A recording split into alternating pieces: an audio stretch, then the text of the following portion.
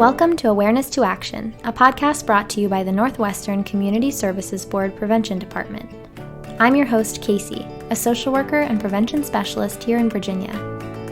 Our podcast goal is to promote wellness through conversation, connection, and action. We hope each episode will leave you feeling inspired and motivated to look for ways to get involved in your own community.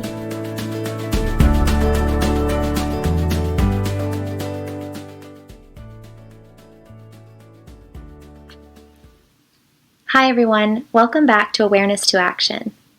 In this episode, I'm joined by Jimeca Iyomere, a certified peer recovery specialist and forensic peer support specialist with Northwestern's Substance Use Disorder Peer Program.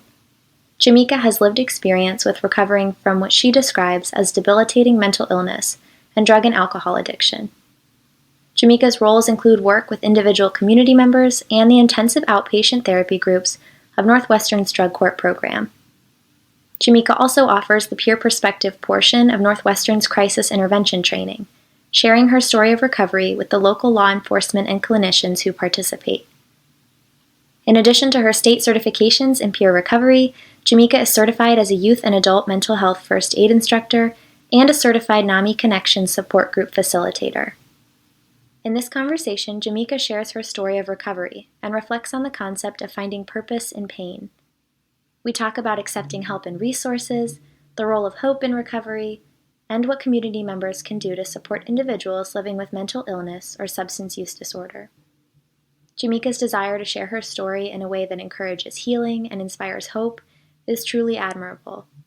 I'm so grateful for her openness and for the chance to sit down to talk with her. We recorded this episode amidst the pandemic, so Jimeca is joining me via Zoom.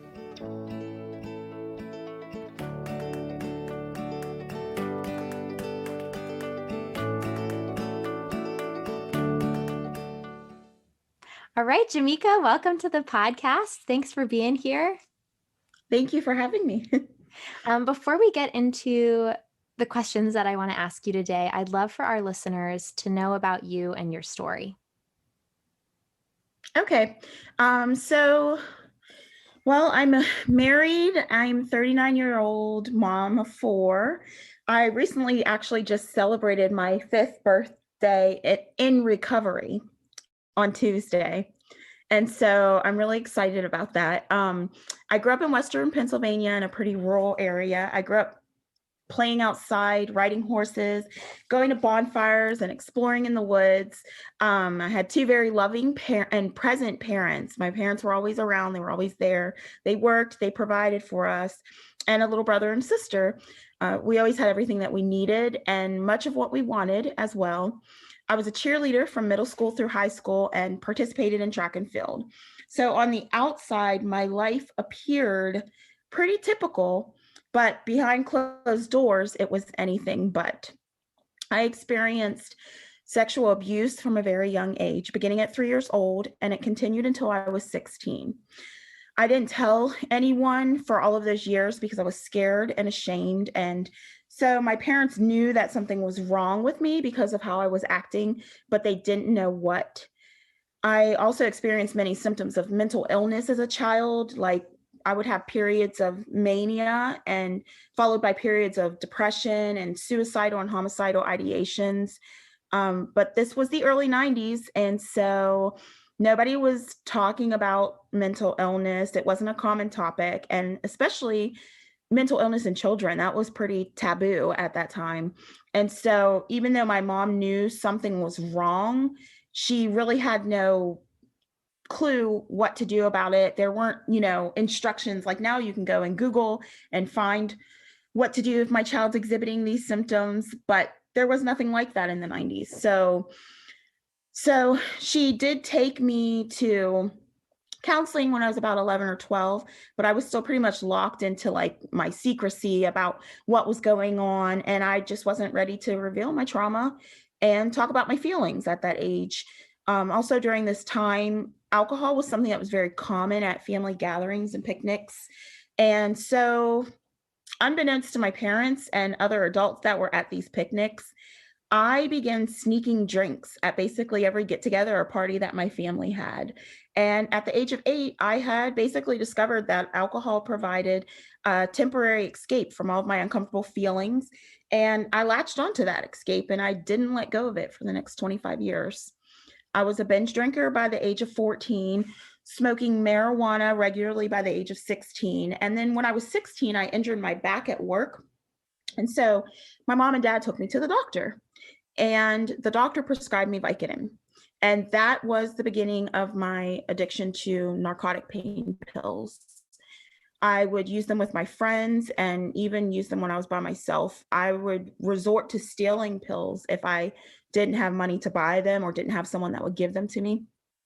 And then at 17, I started using ecstasy and cocaine. So by 18, I was a full-blown addict. I was drinking and smoking and using cocaine and popping pills regularly. I had my first child when I was 19, and then I had another 3 children.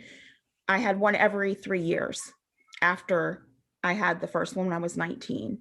I continued my use on and off throughout most of their childhood, their early childhood, and there was a steady decline in my mental health over those years also. I had my first suicide attempt at the age of 17. I overdosed myself on sleeping pills that I stole from my aunt. And at the age of 22, I had my first serious suicide attempt. I was in the ICU for 2 days, and then I spent the next couple of months in an intensive outpatient program. I went through many traumatic events in my 20s. I had many abusive relationships. I didn't really have a high sense of self-esteem because of the trauma that had happened to me when I was younger. So I would get into abusive relationships and I would stay in them. And I went through 2 divorces. I went through a house fire where I lost everything. And I had to put my oldest child in residential placement because of the severity of his own mental health issues. And I could no longer keep him safe. So this was all very traumatic stuff happening to me during my middle and late 20s. And then at the age of 32, I had my last and most serious suicide attempt. I'd recently had a psych med change at that time, and I was continuing to smoke and drink daily, which, we all know is never a good combination. And I purposely overdosed myself on 132 pills, which was all of the psych meds that I had in my house and a full bottle of Tylenol. I spent the next 8 days in ICU in a coma and on life support. So once I woke up from that and I was medically cleared, I entered into the behavioral health wing of the hospital, and I was there for about a week. And then after that, my life just kind of took a turn for the worse, if you can even imagine a worse.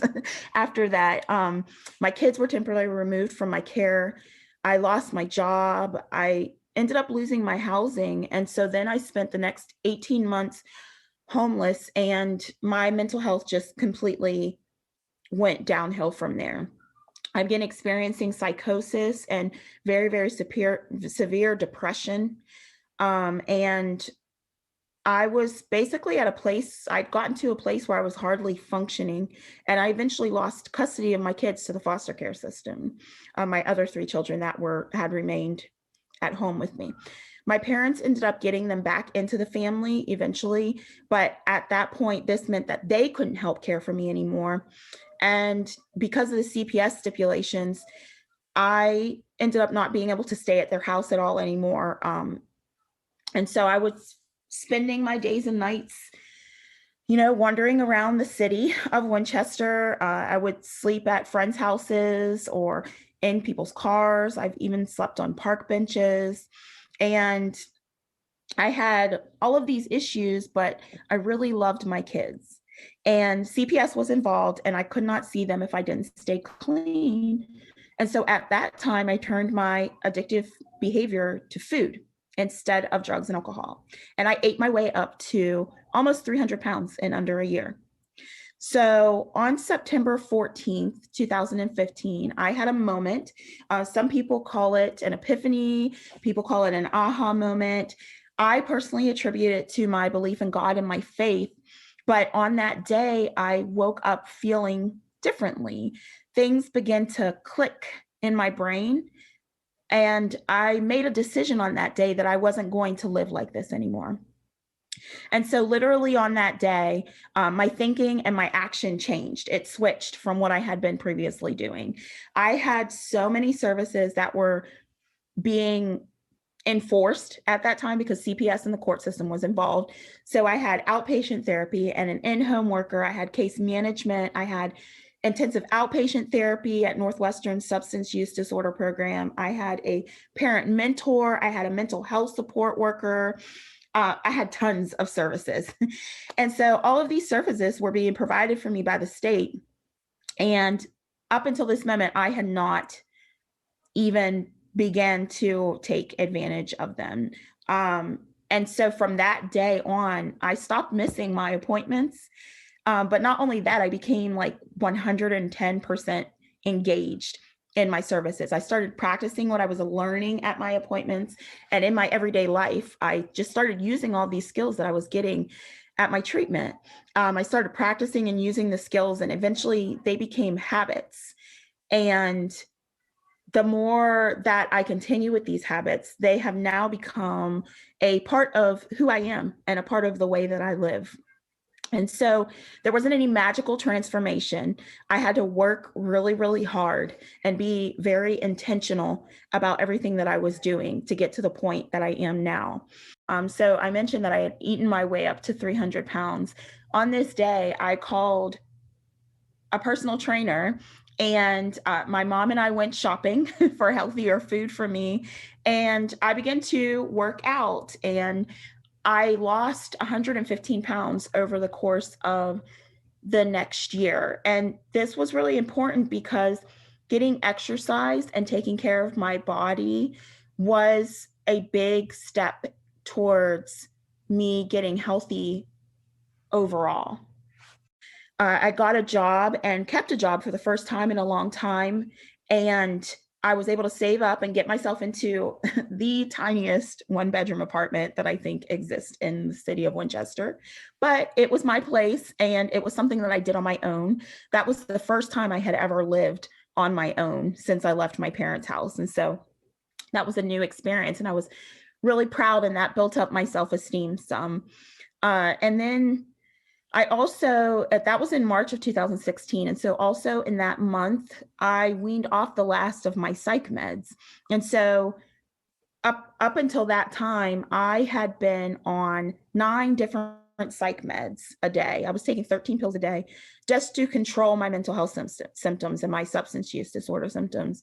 And so under my doctor's care, I weaned off of all those medications. And then in June of 2016, I had my first date with my husband, and we got married exactly 2 months later in August of 2016. And then 6 days after that, my son came home from residential placement after 4 years of being locked in facilities. So my whole family, my mom, my dad, some of my aunts, myself, my husband, and all 4 of my children received a service called intensive care coordination, or high fidelity wraparound, through Winchester Community Mental Health. And so basically what this meant was that all of our providers, our therapists, so my kids' therapists, my therapists, the case managers for all of us, my family support partners who were also peer specialists, the court system, members of the court system, the school system, everybody came together. And we had these meetings where they worked with my family to find out what our goals were and help build us up to achieve them based on my family's strengths. So this was something completely new, something that none of us had ever experienced before. We'd all been in the system for a while at this point, and it was a whole new approach to treatment and to recovery that we didn't know existed. And so this coordination of community service providers was definitely one of the keys to the success my family has experienced. Then in July of 2018, I went to court and I regained custody of my other 3 children, and we began our journey back together as a family after 4 years of all being separated. And it was a lot of work and a lot of services for our family and a lot of prayer. But, here we are today, and my husband and I bought a house in 2019, and our family has been just growing together as individuals and as a whole family since I took the peer specialist training in October of 2018 and began working for Northwestern as a peer in 2019. And I just really haven't looked back since. First of all, I want to thank you for sharing your story with myself and with everyone who's listening. I think it's so powerful when we get to share stories, and there's so much to learn from the people around us. So I'm grateful that you chose to share. And I really want to focus on what you mentioned there at the end, that you're now a certified peer recovery specialist with Northwestern Services. So can you tell our listeners about what a peer recovery specialist is and what you do in your day-to-day? Sure. So a peer is a person who is in recovery from substance use disorder and or mental health issues. We have the unique opportunity to be able to use our personal stories of recovery to support others in achieving their own recovery, and basically to live recovery in front of them so they can see real life examples of what recovery looks like. We're trained by the state to share and support in the most effective ways, but really our degree in our field is actually our personal lived experience of recovery. We focus on supporting people in finding their own strengths and building upon those so that they can grow and reach what they consider to be a fulfilling life and recovery from their substance use disorder or mental health issues.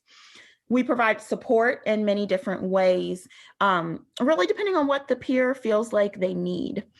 So I like to say we're the bridge between the clinical world and the people that we work with, because we have the experience of life on both sides, living in addiction or with mental health struggles, and then living in recovery and being professionally trained to support people living with these issues, and also working alongside clinicians. So we have a unique advantage of being able to identify with both sides and advocate for and support understanding and connection on either side. I always like to say that peer specialists are living proof that people can and do recover from addiction and mental health issues and go on to live happy, healthy, and productive lives. A typical day for me involves meeting individually with peers and also co-facilitating intensive outpatient therapy groups along with a therapist. I spend a lot of time advocating for the peers that I work with to receive the services that they feel will be most supportive to them, or just receive any support that they feel that they need. I connect them to different services within the community. Sometimes we work specifically on building the skills that the peer has identified that they need to work on, such as problem solving or effective communication. And we do that through, role plays or talking about it. A lot of times I share my personal experience and being able to use those skills in my life along with maintaining my recovery. And sometimes I'm just a listening ear. I also work hard to foster a positive working relationship with the clinicians that I work with in my agency and outside. My goal is for the clinicians to see the potential of self-defined recovery within me so that they can see that same potential in each person that they work with, and so that they can approach each person with more open-minded perspective of what this person needs, and that they are capable of deciding what they need. So basically, you fill a ton of important, amazing roles and are an amazing support. That's what I'm hearing. Pretty much. You just touched on so many things that I find so important, particularly the pieces of advocating and fostering relationships. I love that you touched on those, because that is how healing happens, and that's how growth occurs, when we have people who are advocating and are fostering those connections. So I love that. And if the name of this podcast doesn't convey it adequately, we feel really inspired by people who use their awareness to make a difference in their community. So you've shared a little bit about how your experience allows you to fill this role, but I'm wondering if you can speak to what it means to you to be able to use your experiences to offer compassion and care to others who are walking a similar path. Definitely. So I always say that this work and everything that I do gives purpose to all of my pain. So, as you're living through hard times and trauma, it kind of feels like, what is the point of all this? Why am I going through this? It really just doesn't make sense. Like when these bad things are happening in your life, or, your choices lead you to a place where you're out of control. It just doesn't make sense. So, you're spending a lot of time hurting and angry or maybe confused. And so when I had my epiphany, that's when things started to make sense for me. But when I got my son and then my other kids back is when it really began to click that the purpose that I could find in all of this was the ability that it gave me to connect with people who have gone through trauma also. My children all experienced trauma and all have been diagnosed at some point with something mental health related. And because of my own experiences, I was able to relate with them during our transition back to family life in a way that I wouldn't have been able to had I not had my own experiences of trauma. And then I was able to talk with them about my experiences and what helped me to get better. And they were able to see me living in recovery and to see me living with changed behavior. And so little did I know that these things that I was experiencing with my kids would be experiences and skills that I could actually use in a career supporting people to find their own pathway to recovery. So now it makes sense to me why I went through these things. And I believe that every single experience that I have had has molded me into the person that I needed to be able to make a true difference in my life, my family's life, in my community, and even in the world. In this podcast, we've talked a lot about awareness to action, starting with learning about a particular experience or issue, but we don't always focus on the awareness that comes from a lived experience and how that can be utilized to truly touch the lives of others. And so I just appreciate what you're saying about finding a purpose in it and making that purpose count and filling all those roles that we talked about. And in a similar vein to that, you have been both on the receiving end and the giving end of services in the community. Can you speak to the importance of embracing help in recovery and in general? Yes, most definitely. So I refused to embrace help for a long time. When my mom took me to counseling as a young girl and as a teenager, I was still stuck in the shame of my trauma and of feeling like I was different and something was wrong with me. So I wouldn't talk. And then when I became an adult, I was scared to face what I was struggling with, let alone to have somebody else know about my real issues and then pick them apart and try to fix me. And so even when things were falling apart, I fought to keep the secrets rather than to get help and put things back together. So it wasn't until I made the decision that I wanted to change that I really began to embrace the help that was being offered to me. When I did that, I also made the decision that I was going to be completely transparent. I always say you can't begin to fix a problem until you know that it exists. So I knew that I had a lot that I needed to deal with, and I didn't know how to deal with it on my own. And that if I didn't get help, I was going to continue to bring destruction into not just my own life, but my children's lives and everyone who loved me. So a big part of embracing the help for me was being completely open and honest about what was wrong so that we could work on it. And that is what really, really made a huge difference in my life and my family's lives, is us really getting to the root of the issues and working on them. And in order to do that, we needed help. I love what you said about how you wanted to keep secrets rather than getting the help in that process of bringing all of that into the light. Sometimes what feels like dragging it into the light can be so painful and hard, but leads to such growth and healing and hope, I would say. Definitely. So we know that recovery is not achieved in isolation, and I'd love for you to touch on the impact of building connections and fostering relationships, like we talked about, in an individual's pursuit of recovery, and how community members can help to form those connections. Okay. So that's a big one. The truth of the matter is that We all as humans need connection in order to be able to develop and grow in a healthy way. And I feel like this is especially true for people in recovery. It's really, really rare to find someone who has achieved long-term recovery who did not have some kind of support along the way. I believe that as community members, one big thing that we can all do is to be trauma informed. People in our society today are more likely to have experienced trauma than not. And so being trauma informed helps us to recognize when someone is having behavior or reactions that could be related to trauma and can help make sure that we don't re-traumatize someone when we're trying to support them.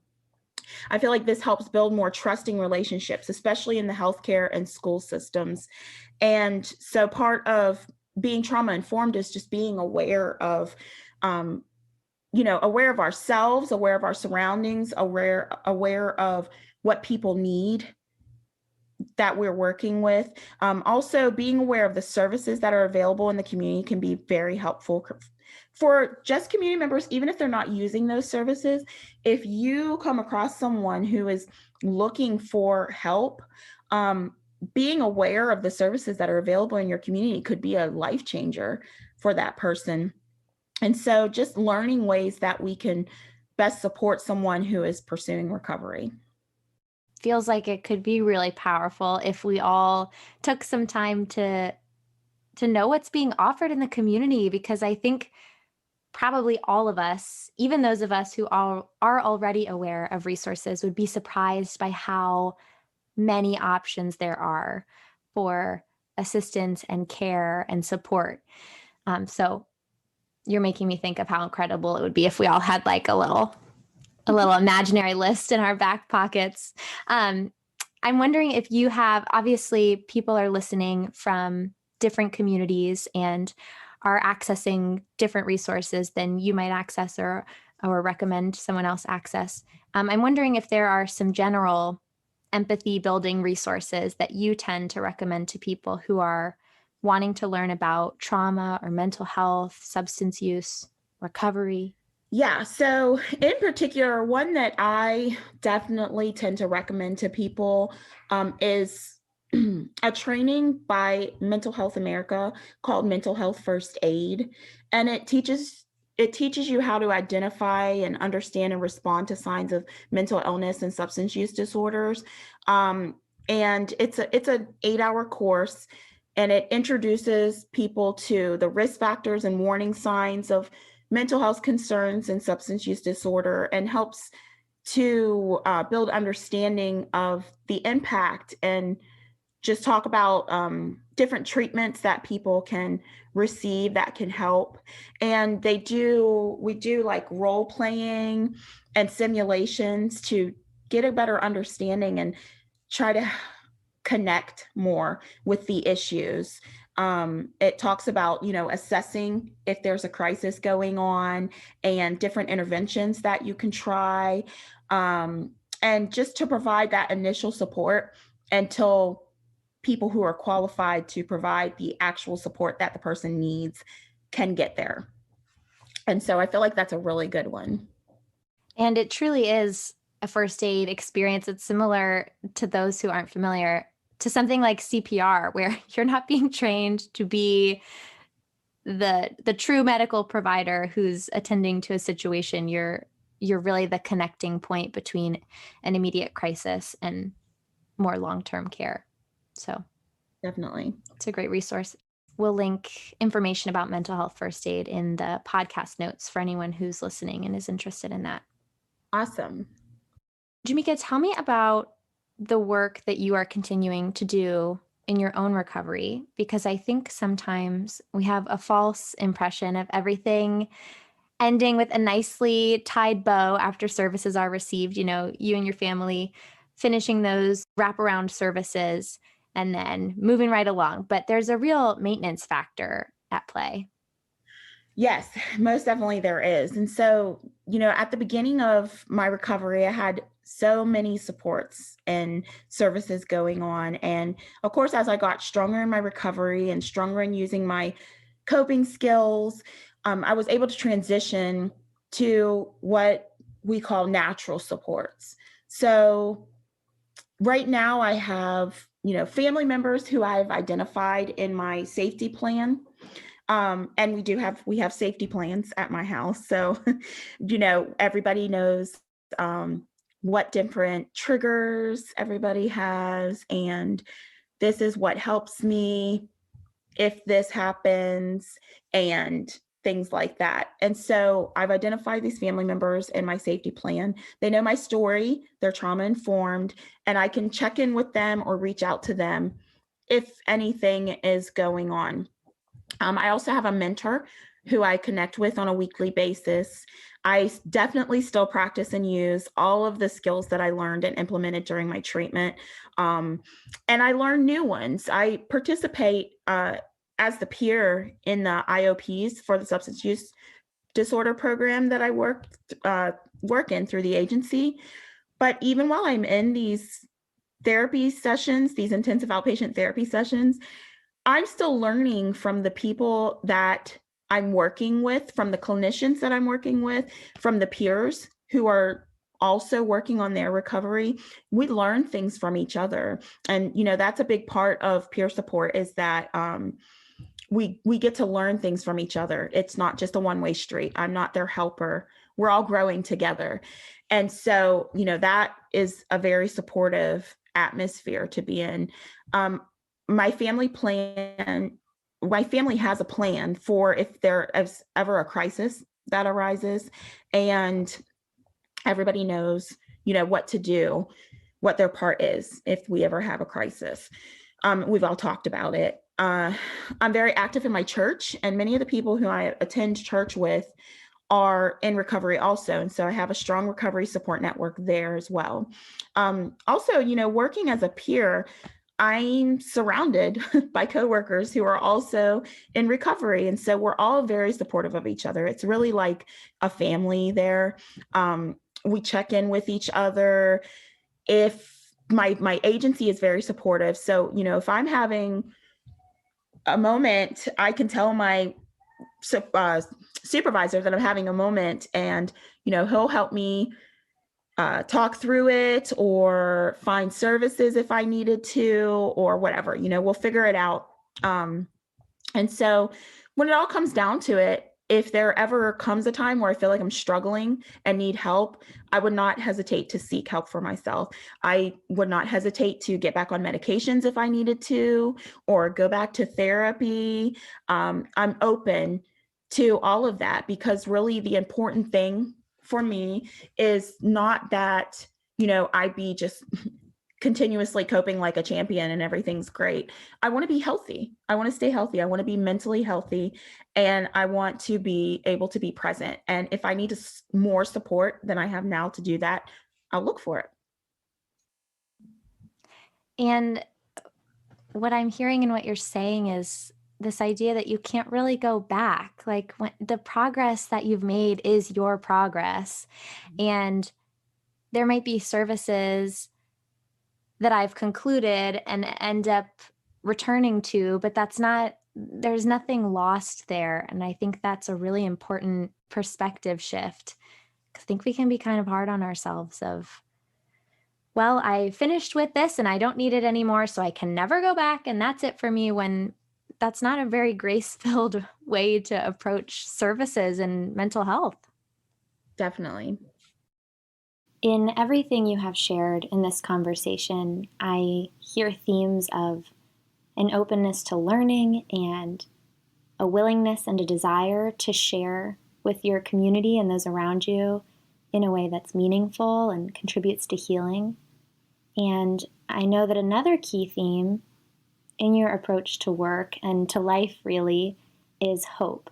So I'd love for you to share what hope means to you in your work and in your recovery. Oh, yes.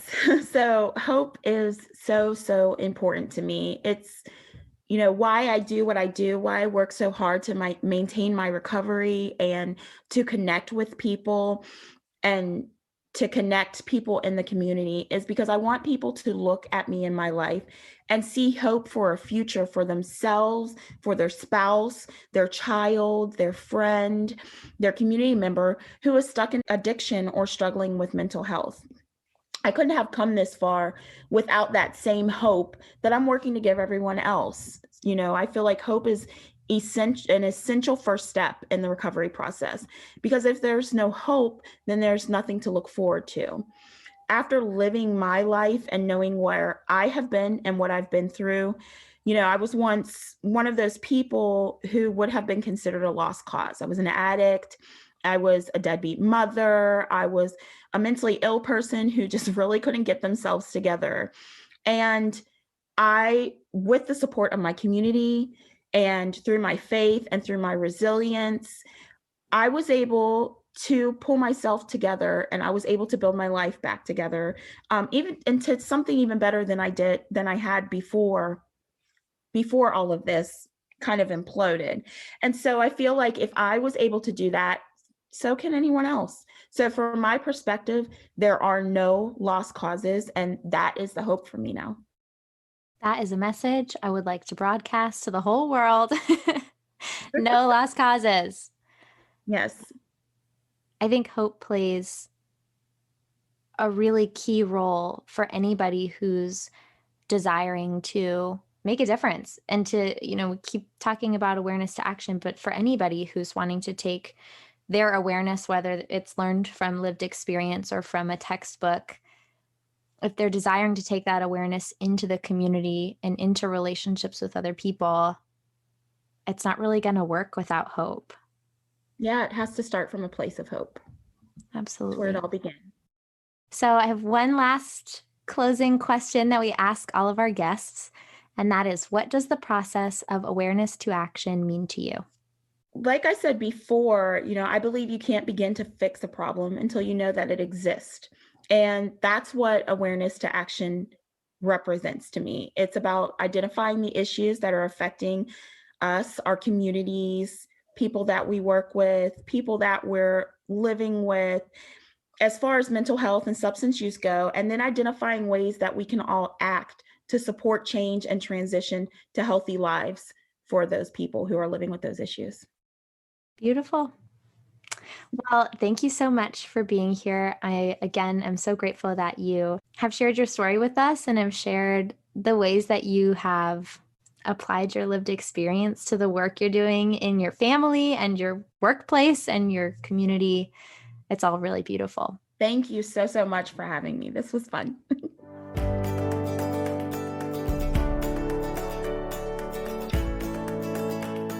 Thanks for listening. I've linked the resources that Jimeca mentioned in the show notes. As always, make sure to subscribe to Awareness to Action so you can be the first to hear from the fantastic guests that we have lined up for the rest of this season. We'll see you next time.